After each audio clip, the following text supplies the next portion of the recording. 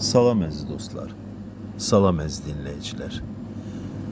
Bu günləri televiziya elə bir vəziyyətə gəlib çıxıb ki, televiziya baxmağa heç kəs ehtiyac duymur. Demək olar ki, mən əlbəttə bu sözləri deyəndə hamına şamil eləmirəm, amma əminəm ki, əhalinin yarısı artıq televiziyaya baxmır.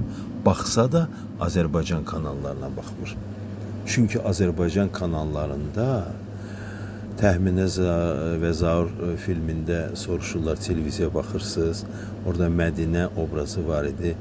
Deyir, baxmıram. Deyir, yaxşı eləyirsiniz.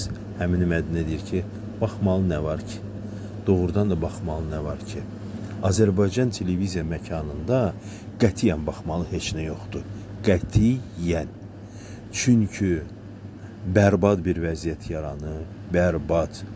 Musiqi deyil. Bəstəkarlar bəstəkar deyil. Müğənnilər müğənni deyil. Aktyorlar aktyor deyil. Rejissorlar rejissor deyil. Nə qaldı? Nə qaldı? Aparıcılar heç biri aparıcı deyil. Saydığım sənətlərin, saydığım işlərin heç biri kadrlar öz yerində deyil. Əksəriyyəti küçədən gələn adamlardır. Aparıcılar küçədən gəlib, müğənnilər küçədən gəlib, aktyorlar küçədən gəlib. Bu nə biabırçılıqdır. Azərbaycan xalqının zövqünü nə günə qoymuşsunuz? Bu günləri o bayağı verilişlər var, cürbəcür, nə bilim, rəmbərəngdir, nədir, cürbəcür. Qeybətlər, qırğınlar, tərbiyəsizliklər, bir-birinin üzünə durmalar, o ona zəng gelir, bu buna zəng gelir. Bu biabırçılıqlar mənasız. Adam irgənir. Heyif bizdən. Heyif mənim Azərbaycan xalqımın mədəniyyətindən.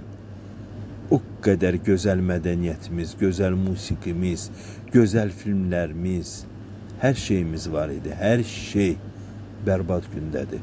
Bərbad, biabırçılıq, rəzalət. Adam utanır. Adam baxanda öz-özündən xəcalət çəkir. Güya indi çəkilən o seriallara baxanda adam o aktyorların danışığından belə xəcalət çəkir. Elənçi efir danışığı olar. Elənçi mədəni məkanda təqdimat olar. Çox biabırçılıq. Ha vaxt düzələcək, necə düzələcək və kim düzəldəcək? Axı yetişmir də iş ondadır. Ona görə Allah bizim köməyimiz olsun. Allah köməyimiz olsun.